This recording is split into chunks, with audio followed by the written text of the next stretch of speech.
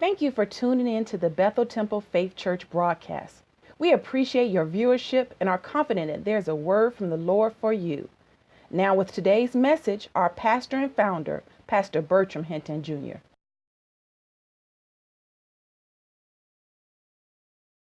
One verse of scripture out of Psalm 78.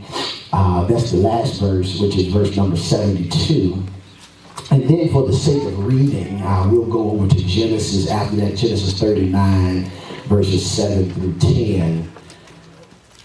Just for the sake of reading and understanding on this morning, to let you know that I do know how to preach and to formulate a sermon the right way.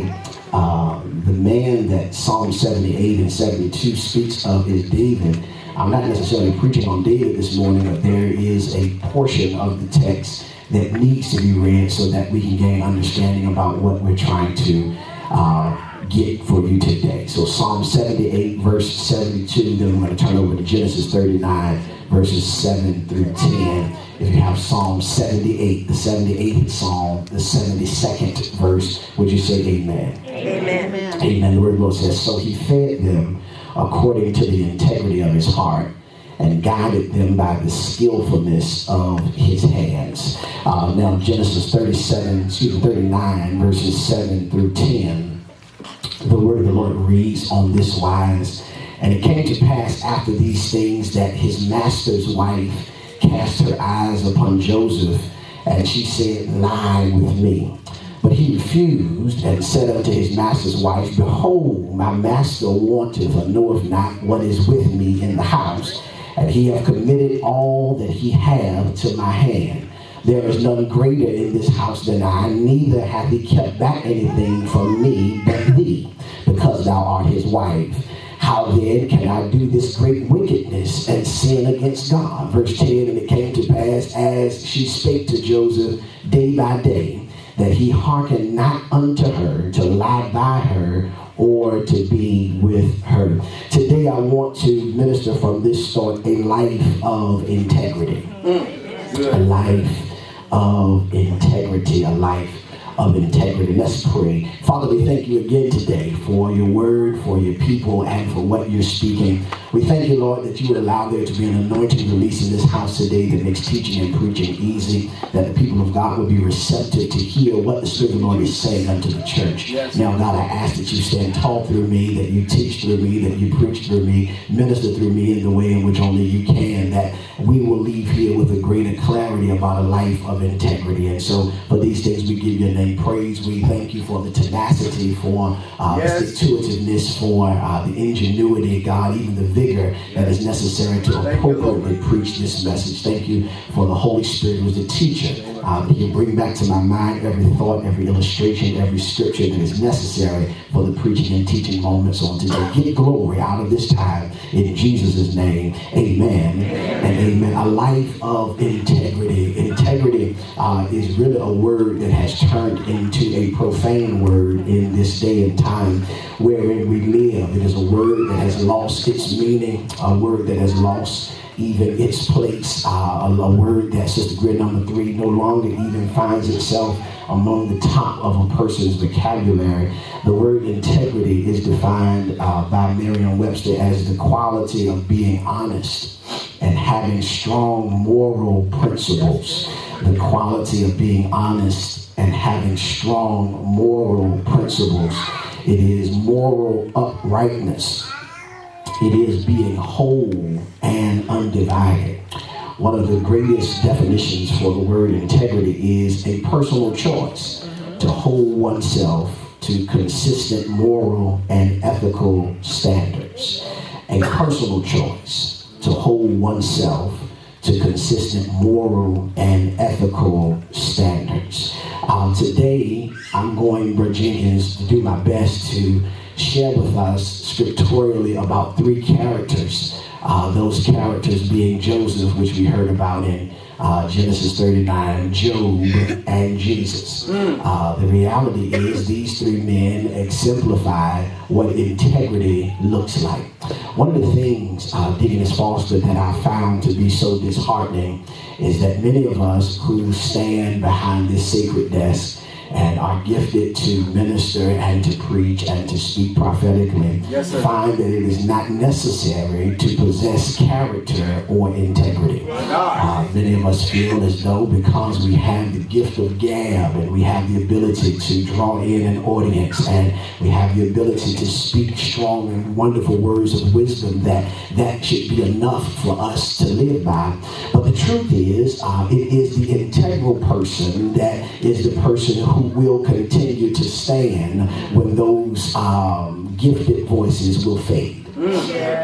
I've made a determination that even before Minister Training Wells, before I accepted the call to pastor, let me stay right there, before I accepted the call, not before I dreamed up being a pastor, no, not before I decided to be a pastor, no, before I accepted the call to pastor, I had a conversation with God. And I said, God, now, if you're going to call me to do this, my prayer, my request of you is not for me to have a famous name, not for me to make a whole lot of money, not for me to even be so successful. My prayer is that my life will be integral.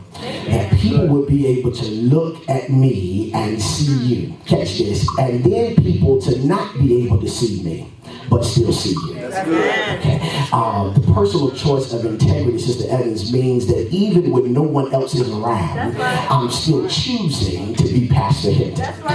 When no one else is looking, when there's not a Facebook Live going, when nobody's in my home, when my wife is out of town on business, I'm still committed while I'm sitting in my house in my chair to be Pastor Hinton. The life of integrity, Minister Black, is a personal choice. Because the truth is, all of us still know how to cuss. All of us still know how to go to the store and buy a bottle. All of us still know how to live an illicit life. But the reality is, when we make the choice to be integral is where God now finds pleasure in our lives. We look at so many great preachers, and I'm not going, thank you, Mr. Black, I'm not going to name a lot of great preachers, but I can speak well from a distance about a man that just passed by the name of Billy Graham. I can speak well about him because in the 99 years of his life and the 60 plus years of his public ministry, not one time was there a scandal connected to his name. That's awesome. That's right. All of these fly-by-night preachers that get a following on Twitter, help me today, and that get a following on Instagram and got 5 million people following them but can't stay safe enough to not cuss on Instagram, it shames me. That so many people will be so caught up in a gift that they no longer seek for men or women to lead them that have integrity. So when we identify where we're going today with these three characters, I just want to give you 3 points about what a life of integrity entails. The first thing I want us to understand today is that a life of integrity is, number one, developed through resistance.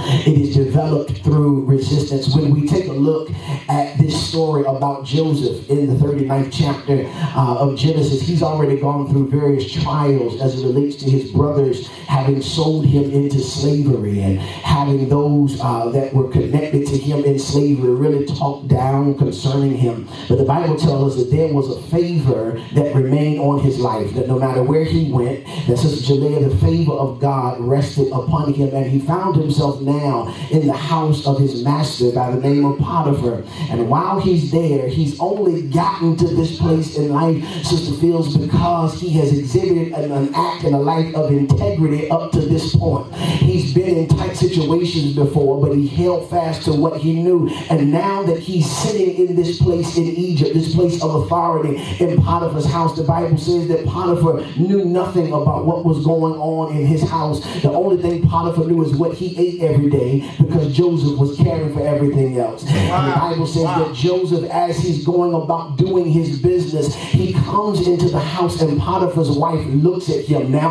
we're talking about integrity. It's important to note that in this time, a woman to have been married to a man with the position or in the position of Potiphar had to be one of the most attractive and well-favored women in the land.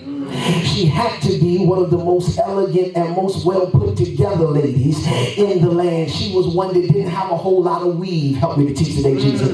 She didn't have to put on a whole lot of additional makeup. She was possessive of natural beauty. And not only was she naturally beautiful, she smelled good. Help me to teach today, Jesus. She smelled like something, she looked like something, and she wasn't hood. Is somebody with me today? And so she was a woman, Sister Stoops, who was elegant. She was a woman who any man in his right mind would have wanted. She was a woman that had the ability to seduce by just being in the room. And she walks by Joseph and she says, "No, come be with me." Wow. Joseph looks at her and he says, "Wow, you look wonderful. And wow, you got it all together. The reality is my integrity, help me today, won't allow me to fall prey to what you're throwing my way." Here it is. Integrity, Sister Gordon, can only be identified when there's a need for you to resist. I don't get to claim integrity, catch this, when nobody wants me. I thought I was just going to talk today, but I felt the preacher show up already. Integrity can only be noticed, Minister Black, when you got something to offer. Yes, sir. Jenkins, if you want bodybuilding, you really wouldn't have to worry about integrity because wouldn't nobody want you nowhere. But when somebody wants you, that's right. Help me to teach and preach today. Preach it. Oh God. Minister Lipscomb, when you walk on the campus of RCCC, how many CC is? When you're walking on the campus and you got the glow of Jesus with you, folks looking at you, my God, well, who is that? No, that's Lipscomb's woman. That's good. But it still takes integrity for you to remain Lipscomb's woman. Now, when attention comes, when it's not from Lipscomb. Let me teach today, Jesus.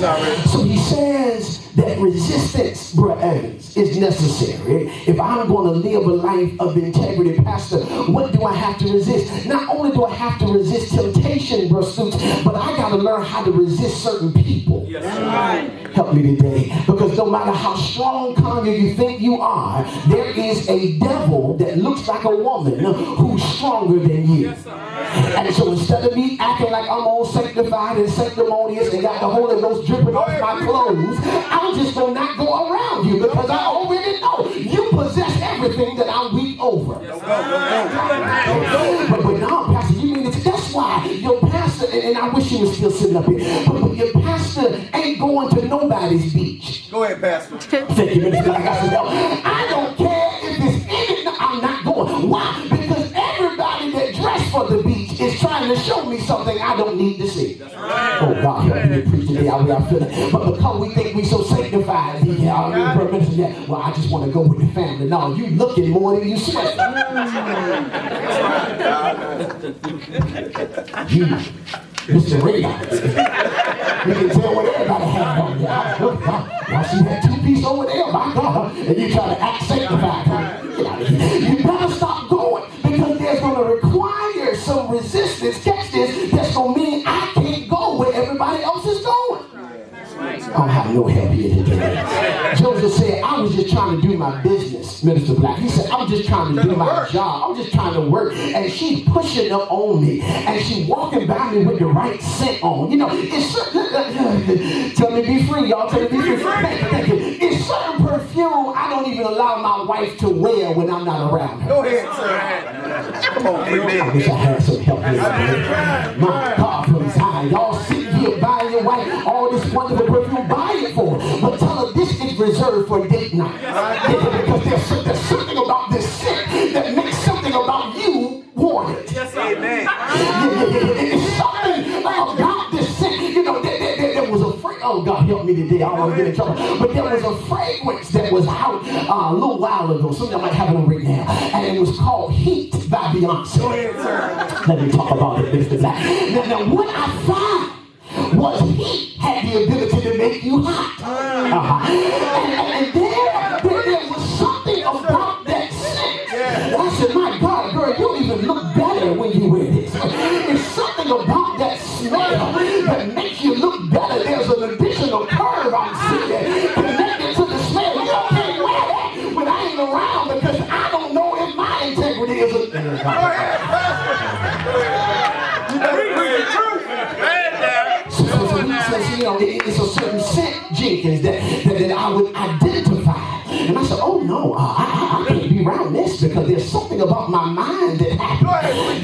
can afford to let my mind take me somewhere that I know my body ain't gonna go, but I don't even want my mind to go there. That's an integral life. When you say, I don't even want my thoughts to be sinful. When I don't even want my mind to create what I would do if I could. Y'all catch that next week.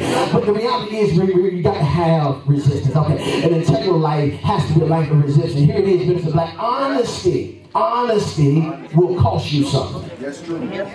Talking about resistance with integrity, honesty will cost you something. We identify that when this man of God, Joseph, resisted Potiphar's wife, and she found that she couldn't trick him and she couldn't set him up, she begins to tell. She says, I'm going to make up a lie, and I'm going to say he forced me. He tried to get me to be with him, and I cried out, and he ran away. And the Bible says that when it was that Potiphar's wife heard about what it was that she accused Joseph of, Joseph didn't change his story because he knew that that would cost him his integrity. Here it is, Mr. Black. Sometimes integrity will cost you something. He found himself in prison now, having done no wrong, but because he was integral. Sometimes integrity will land you in jail. Help me today, Jesus. It will land me in a place of confinement. It will land me in a place where I'm now locked up. But here's the thing. We found that when he got to jail, he was still integral. Yes, sir. And because his integrity was there, God shows us that favor was upon his life while he was still in prison. So we identify again, first point is that in order to live a life of integrity, it's got to be developed through resistance. It's got to be developed through resistance. The next point I want to give you, I'm going to move and hasten so I can get y'all out here. The next point I want to give you is that integrity is derived from negativity. It's developed through resistance, but it's derived through negativity. There's a story, I told you I was going to talk about 3 men today. There's a story in the book of Job in the 2nd chapter, the 3rd through the 10th verse, where we identify that the enemy has already come against Job. He's already tried to allow God's hand to be lifted off the life of Job, whereas Job has lost all that he has. And now the enemy comes back to God and he says, listen, you allowed me to touch things around him, and he kept his integrity, but I need you to get it that when you allow negativity to hit his life, he's going to lose his integrity. And the Bible says that God says you can do whatever you want to do to him, just don't kill him. He says you can touch his body, you can do whatever you want to do, because one thing I know about Job is that he will not compromise his integrity. Here's the thing I want you to catch, Brother Desmore, that when God from heaven will allow you to be tempted, that means he knows more about your integrity than you know about your own. He's got more confidence in you, Brother Lipscomb, than you got in yourself. That when he allows the enemy to come at you the way he does, and he allows the enemy to touch you in the way he does, he says, I'm only allowing this for you to see how much integrity you really have. And these in various stages of our lives have grown in levels of integrity. What does that mean, Pastor? I pray that the things we used to do, we're not still doing, at least not doing them as often. That's the grace right there. Like if we were still lying, I pray that even if we still are lying, we're not lying as much. Try to help us. I'm trying to find the measure of grace in that story. That if we were still finding money in the parking lot outside of the store, we're not saying this was a blessing from God. We're actually taking it back in the store and say this was left in the parking lot. I pray you're getting there. If we ain't got there yet, we will do it with a dime. But if it's $10, my God, well, this must be a blessing the Lord had in store for me. No, the blessing is that it fell out of somebody's pocket. Go turn it back in with your lack of integral habits. The reality is it's derived through negativity, which means there has to be some opposition. That's our favorite word in this church. It's got to be some opposition that comes up against you. And in the midst of it, because integrity is a personal choice, you've got to choose whether to do what is easy or do what is right. Help me today, Jesus. Sometimes it's easier to do wrong than it is to do right. Maybe nobody's really been in that situation before, but I've been in situations where I knew the truth was going to cost me something if I told it, but a lie I could have framed the right way. But what we've got to learn is that we're living a life of integrity. God allows that negativity not for us to turn ourselves into liars, but for us to be developed as integral people. He says, so when Job looks at the situation, operation, and his body has now been racked with boils. The Bible says the boils were so bad that he had to break pieces of pottery and scrape himself with the boils, and he sat on the ashes that were left from the boils of his body. It was in that moment, Sister Tiana, that his wife looks at him and she says, certainly you're not still choosing to hold on to integrity. She says, don't you realize God has allowed all of this to happen? Why don't you give up this integral life? Because this life you're living of integrity is now starting to affect my household. Help me to teach and preach the way I feel it, Jesus.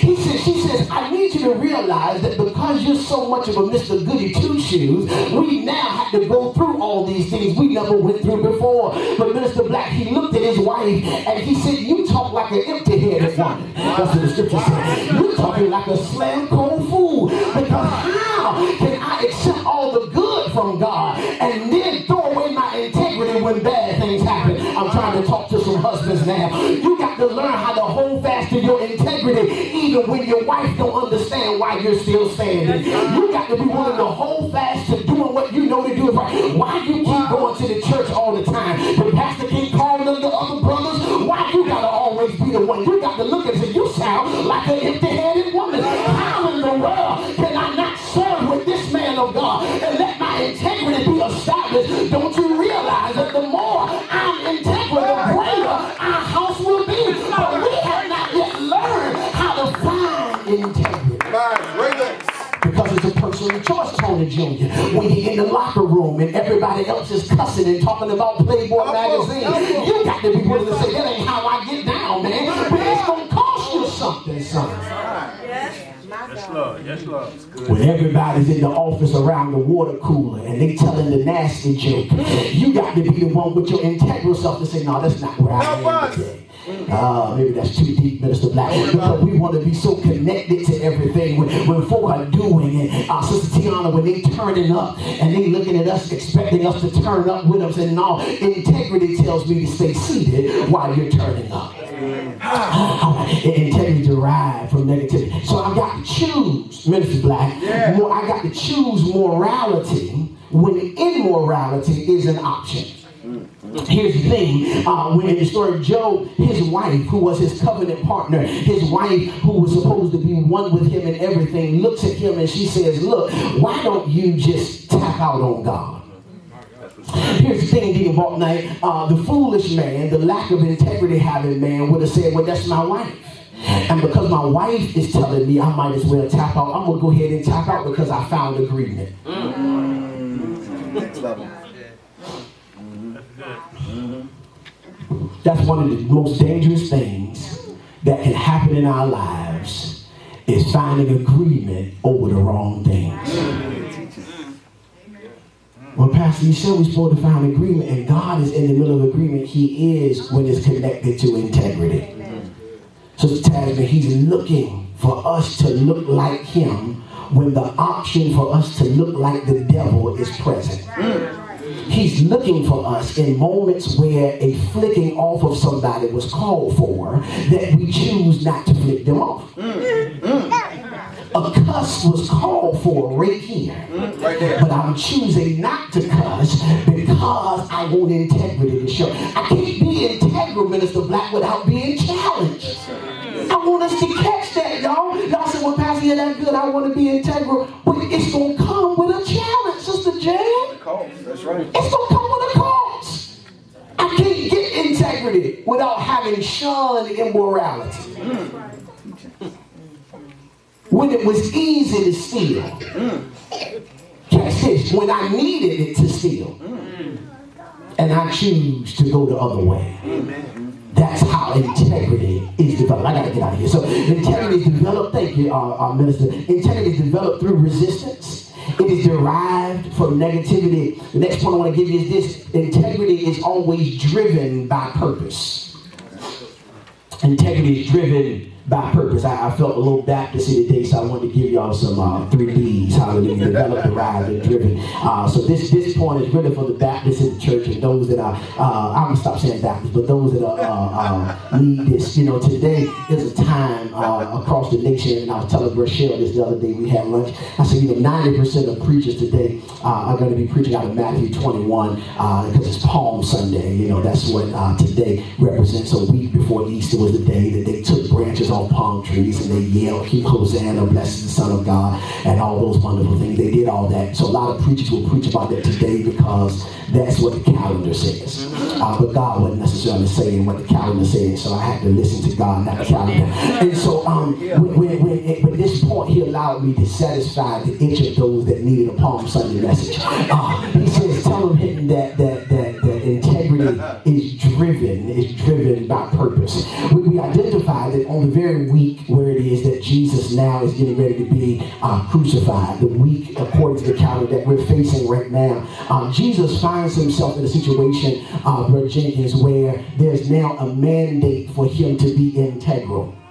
The scripture says that after he finished praying in the garden in Matthew chapter 26, he finished praying in the garden. Minister Black, his disciples had slept on him and all these wonderful things. Now his persecutors are coming to take control of him. I'm still talking about integrity. And when they come toward him, the Bible says that the ones that should have been praying but were sleeping, one of them decides, I'm going to cut off the ear of the man that's coming against Jesus. Now, had Peter been praying, Minister Black, and been discerning, I think he never would have cut the man's ear off. But because he chose to sleep rather than pray, he reacted out of his flesh instead of reacting out of integrity. I'll talk about that another day.